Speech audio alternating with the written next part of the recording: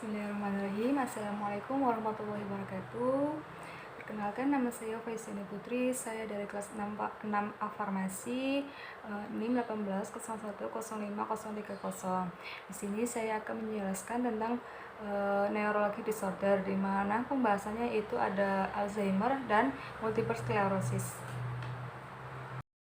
Yang pertama itu ada Alzheimer, di mana pengertiannya penyakit Alzheimer adalah penyakit otak yang progresif lambat yang ditandai dengan gangguan memori yang diakibatkan oleh peningkatan produksi atau akumulasi protein tertentu di otak yang menyebabkan kematian sel saraf pusat.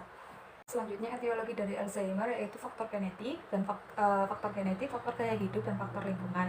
Kemudian ada gambaran klinisnya yaitu kehilangan daya ingat, kesulitan melakukan aktivitas, kesulitan berbahasa, disorientasi waktu dan tempat, perubahan tingkah laku.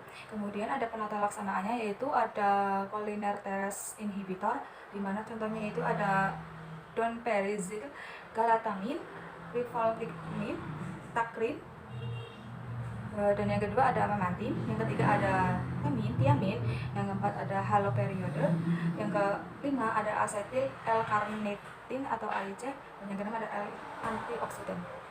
Yang terakhir ada patofisiologi dari Alzheimer, di mana patofisiologinya yaitu kehilangan neural atau patologi dapat dilihat khususnya di hipokampus, hemikepala, korteks entorhinal, dan asosiasi kortikal area korteks frontal, temporal, dan parietal, tetapi juga dengan inti subkortikal seperti rape punggung serotogenik, noradrenergik, vagus kurus, dan inti basal cholinergik.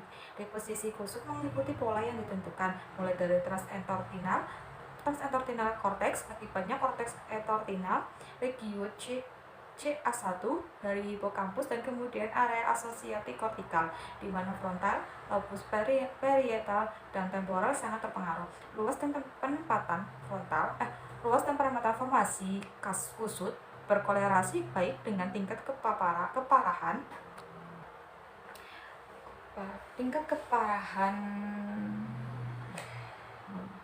demensi lebih banyak daripada jumlah plak amyloid.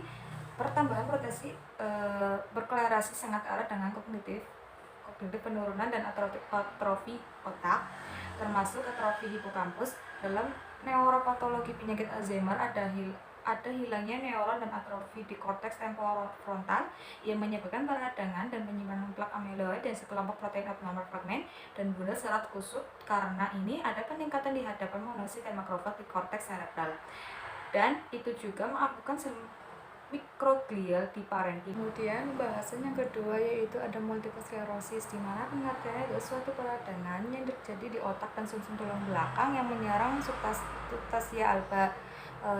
Etiologinya itu timbulnya bercak MS atau multiple sclerosis, autoimun, infeksi, dan herediter. Kemudian ada manifestasi klinisnya yaitu 1. Disfungsi usus dan saluran kencing, 2. ada menurunnya persepsi nyeri, getaran, dan posisi, yang ketiga ada kelelahan dan gangguan mobilitas, yang keempat ada masalah penglihatan dan pendengaran. Kemudian ada penata laksanaan dari multiple sclerosis, yaitu klasifikasinya menggunakan tingkatannya yaitu ada A, B, C, D, DS, dan HSC, di mana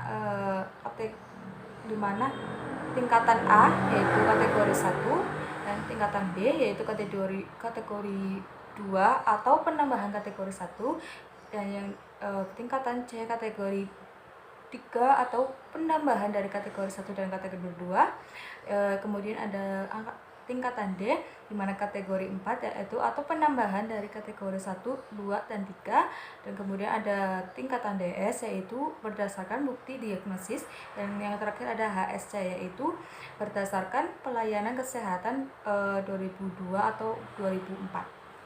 Selanjutnya ada patofisiologi dari multiple sclerosis, yaitu setelah terpapar antigen lingkungan, misalnya ada EBF atau HSV 6. Leukosit autoreaktif pekan mielin diaktifkan melalui peningkatan sel T reseptor ke antigen putatif yang dibawa oleh sel penyaji antigen seperti sel dendrit, sel kompleks trimolekuler.